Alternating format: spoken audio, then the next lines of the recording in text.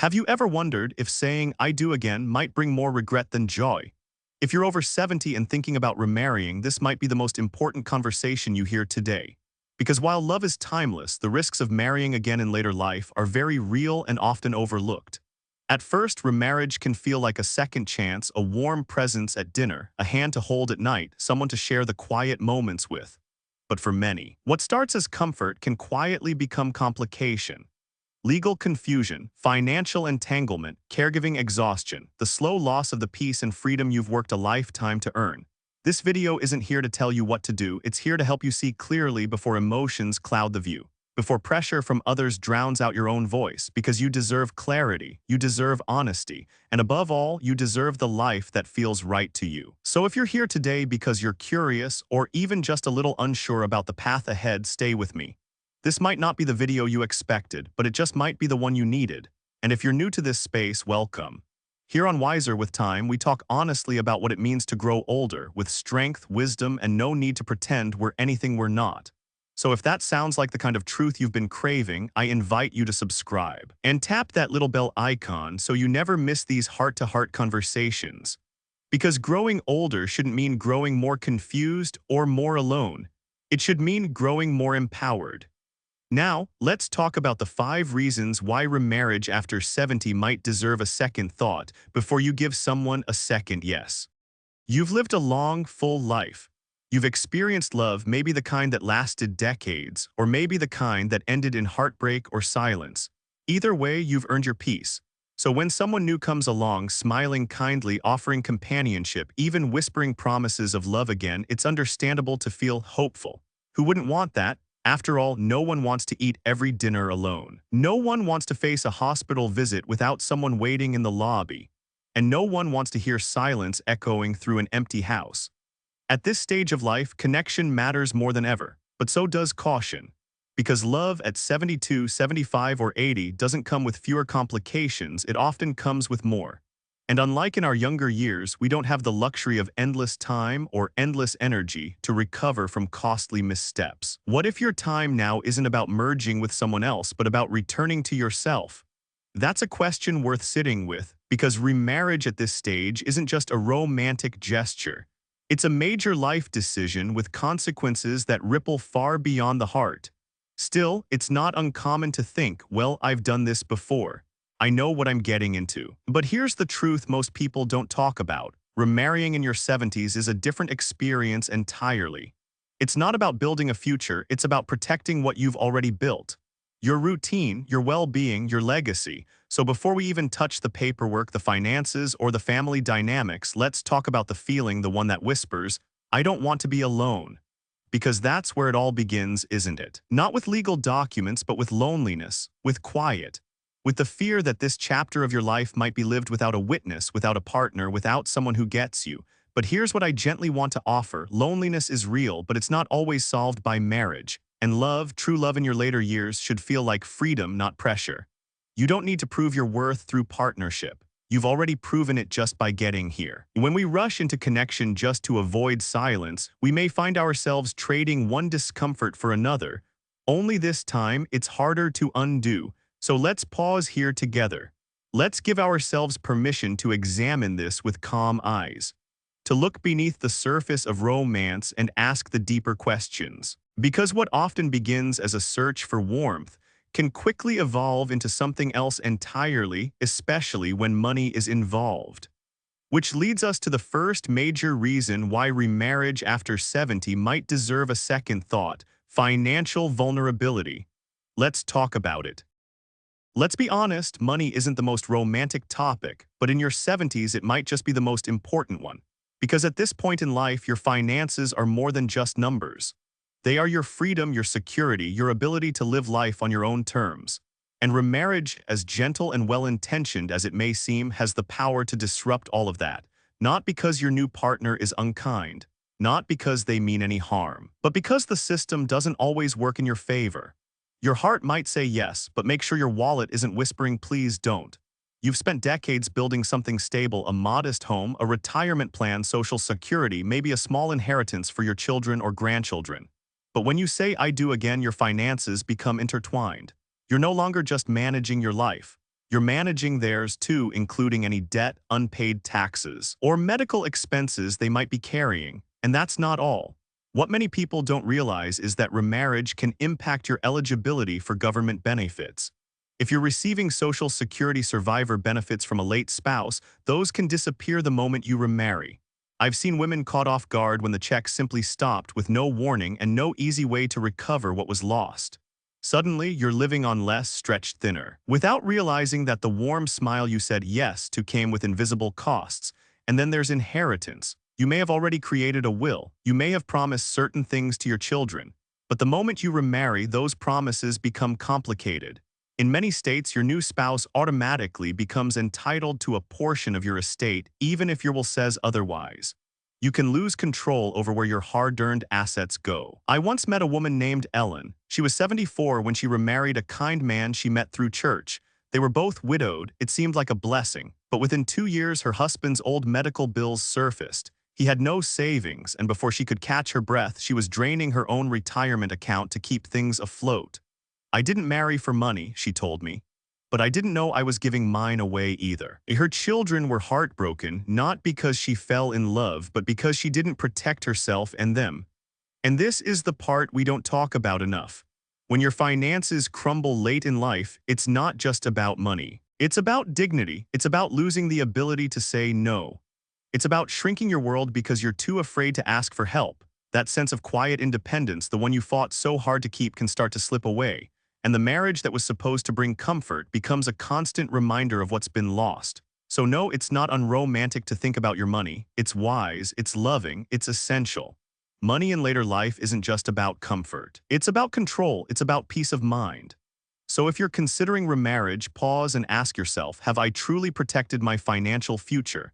Do I know how remarriage might affect my benefits, my estate, my family? Am I being led by love or by a fear of being alone? And if you don't know the answers yet, don't be afraid to find them. Because after everything you've given in life, you deserve to feel secure, you deserve to feel steady, and you deserve to make this decision with open eyes.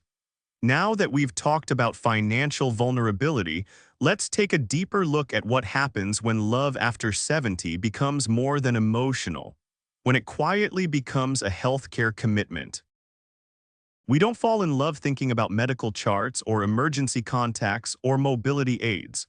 We fall in love with a laugh, a conversation, a moment of being seen. But at this stage in life, love doesn't come alone. It often arrives carrying prescriptions, appointments, and silent responsibilities you didn't expect to carry. You're not just sharing your heart, you're inheriting someone else's health. And that truth can quietly change everything. By your 70s, you already know what it takes to care for others. You've done it for your children, for your spouse. Maybe for aging parents, you know the long nights, the quiet worry, the exhaustion that doesn't always show, and just when you thought, now it's finally time for me, remarriage might pull you back into that role without warning. At first, it's nothing big. Maybe they forget their pills or need help tying their shoes. But slowly, you're scheduling appointments, managing insurance forms, lifting more than your body should, and giving more than your spirit can replenish.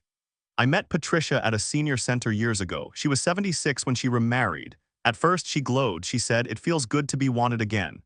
But a year later, her husband had a minor stroke. And suddenly she was bathing him, coordinating his physical therapy, cooking specific meals, and skipping her own eye appointments because there just wasn't time. By the time I saw her again, she had lost weight, looked tired, and said quietly, "I didn't realize I was signing up to be a nurse." Here's the hard truth we often avoid. Caregiving can shorten your own life, not just figuratively. Literally, studies show older caregivers are more likely to suffer from depression, heart issues, even earlier mortality. Why? Because we stop taking care of ourselves, we eat poorly, we lose sleep. We cancel our own checkups to make it to theirs, and slowly we disappear in the name of love. But here's what I want you to remember. You can't pour from an empty cup, and at this stage of life, your energy is sacred. That doesn't mean you're selfish, it means you're wise. Love doesn't mean self-sacrifice without limits, not anymore, not now. So ask yourself, am I ready, truly ready to care for someone again? Am I physically and emotionally prepared for that responsibility? And if not, am I willing to speak that truth even if it's hard? Because the greatest kindness you can offer to yourself and to someone else is honesty. You don't have to be everything. You don't have to carry someone else's weight just to feel loved or needed. Real love at this age should feel like peace, not pressure. If companionship is what you're craving, there are other ways to find it without tying yourself to a caregiving contract you didn't see coming. Let love in, yes. But don't trade your well-being for someone else's rescue story. You are not here to fix, carry, or save. You are here to live. Now that we've explored the emotional and physical toll, let's take a closer look at the next hidden risk. What happens when love and law collide, and why legal complications after remarriage can rewrite your entire legacy. Most of us don't fall in love with legal paperwork. We don't imagine our future holding court documents, wills, power of attorney forms, or estate disputes. We imagine holding hands, sharing dinner, waking up next to someone who knows our name.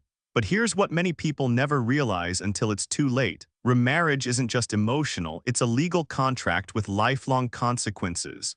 And when you remarry after 70, those consequences don't just affect you. They can reach your children, your grandchildren, and your legacy. Let's begin with inheritance. Maybe you've spent a lifetime building something, a paid-off house, a modest pension, a savings account, a few keepsakes you plan to pass down. You've likely written a will, chosen beneficiaries, tried to keep things simple.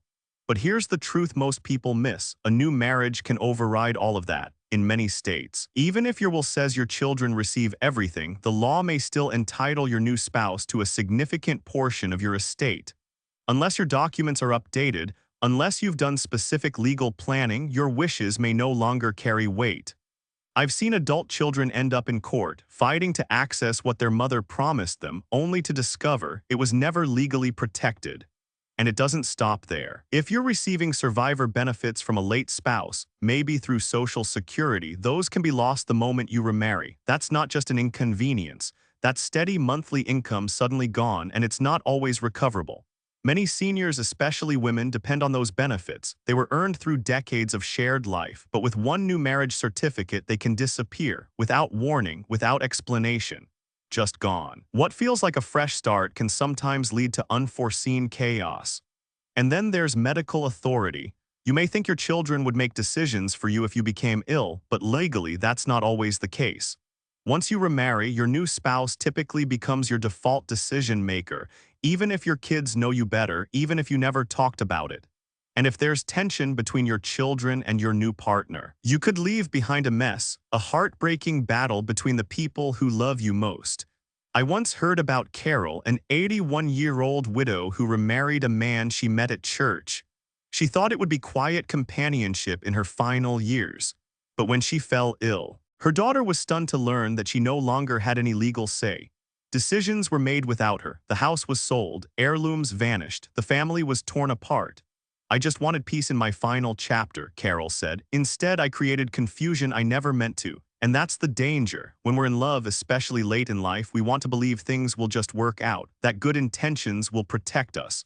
But good intentions don't hold up in court. You need documentation, protection, clarity, and above all, you need the courage to ask the hard questions before it's too late. That doesn't mean you're being suspicious. It means you're being wise, loving even. True love respects boundaries. It invites clarity, and it never asks you to gamble with your legacy. So before you remarry, ask yourself, have I updated my will since meeting this person? Have I protected the inheritance I want to leave behind? Have I clarified who will make medical decisions if I can't? Because these questions aren't unromantic. They're loving, they're protective, they're necessary. And if the person you're with becomes uncomfortable when you raise these concerns, that's not a red flag, that's a neon sign. Now that we've looked at how love can complicate the law, let's talk about something even more personal and often overlooked. What happens when remarriage starts to quietly erode the one thing you've earned more than anything else, your freedom? By the time we reach our 70s, we've traded a lot. We've traded time for wisdom, energy for experience, and in many ways, we've traded pieces of ourselves to care for others.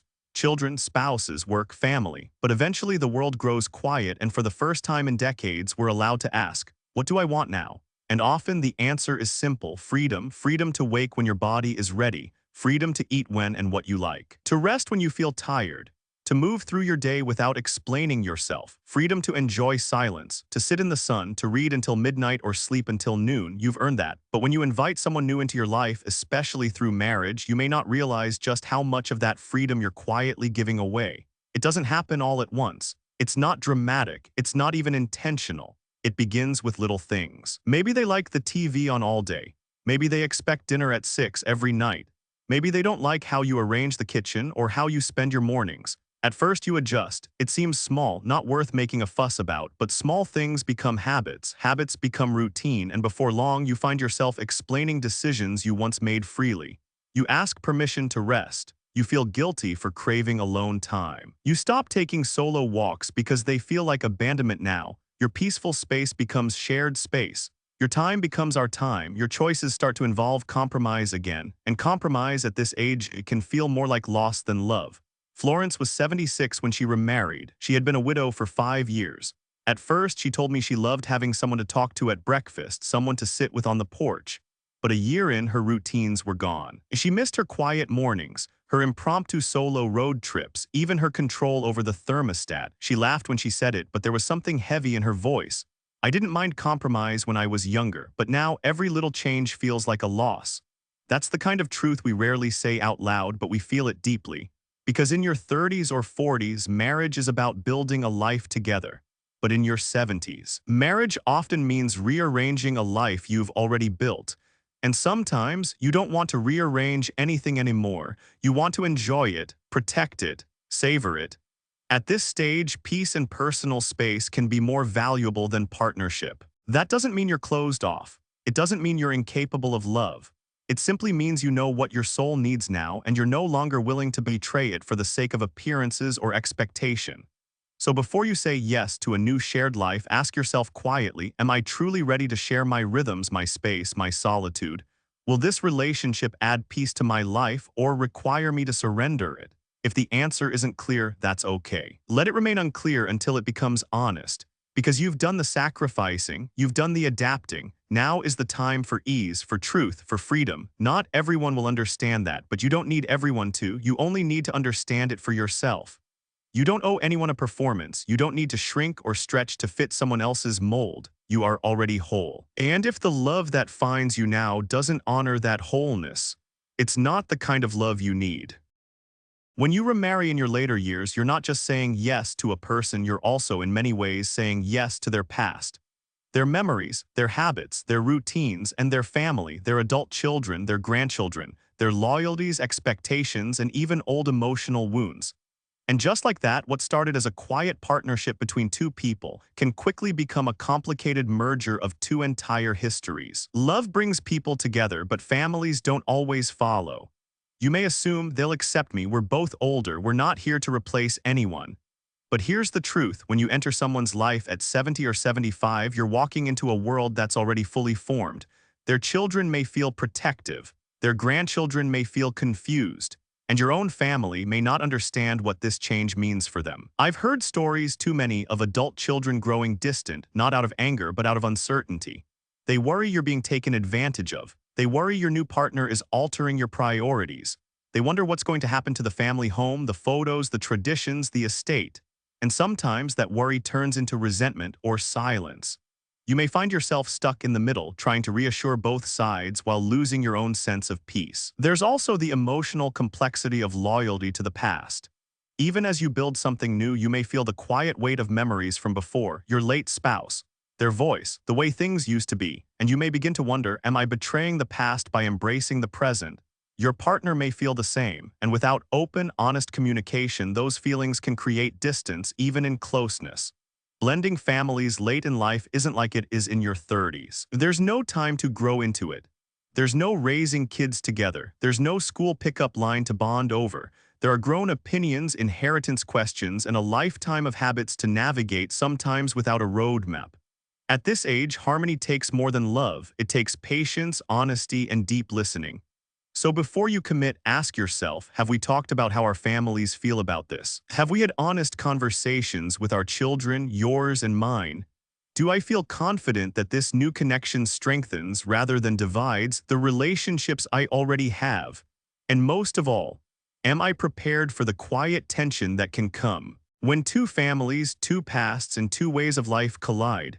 Because if you go in with eyes wide open, not just to the romance, but to the reality, you'll give yourself a better chance at a blended life that's truly peaceful.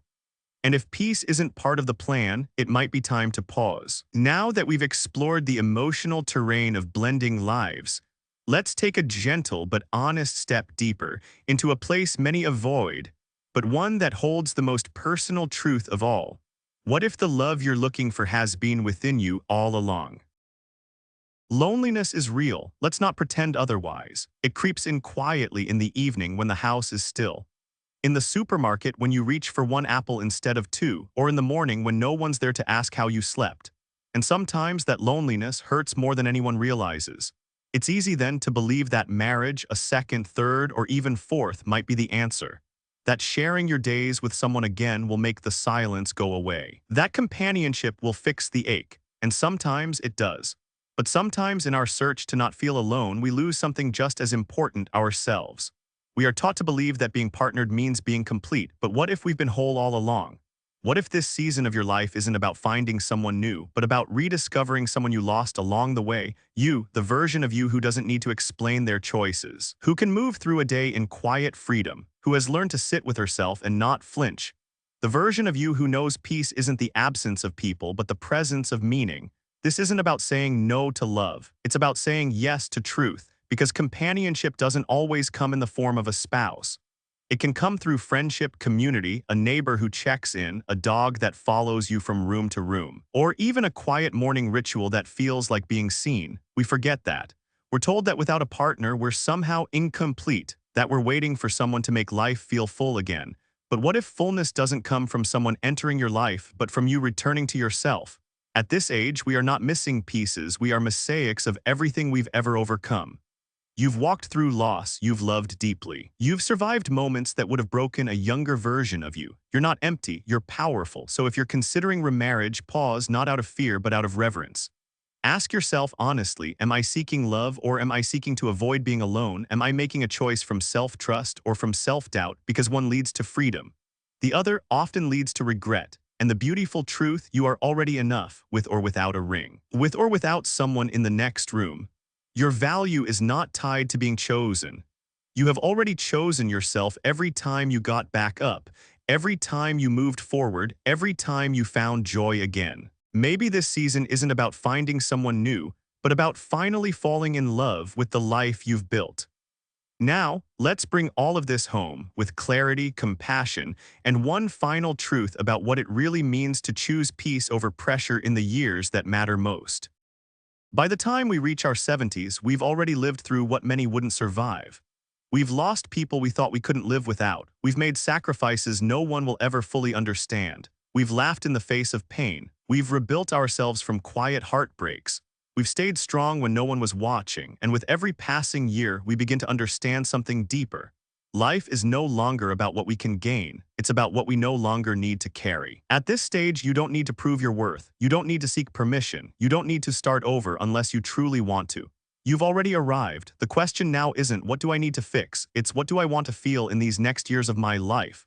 Is it peace? Is it freedom? Is it connection on your own terms? Then protect that. Don't let pressure from family, from friends, from loneliness push you into something that doesn't bring your soul true rest. Love is beautiful, but love without clarity, without shared values, without boundaries can become a burden disguised as comfort. So before you say I do, say this first. I deserve rest. I deserve truth. I deserve to choose not from fear, but from self-respect. And if you decide to stay single, that's not a failure. That's not missing out. That's honoring your own life in the most graceful, grounded way, because a quiet life is not an empty life. A peaceful home is not a lonely home, and solitude is not the same as sadness. The most powerful decision you can make in your 70s isn't who to marry, it's how to live. So live wisely, live gently, and above all, live fully on your own terms. If this message spoke to you today, please take a moment to leave a comment below. We'd love to know, what did you take away from this video? What are you still holding, and what are you finally ready to let go? And if you haven't yet, please subscribe to Wiser with Time. This is a space for honest conversations, for people who have lived enough to know that truth matters more than appearances and that wisdom is the most beautiful kind of power. Thank you for spending this time with me. May the days ahead bring you peace, clarity, and the quiet kind of joy that doesn't need anyone's permission to exist. We'll see you in the next video.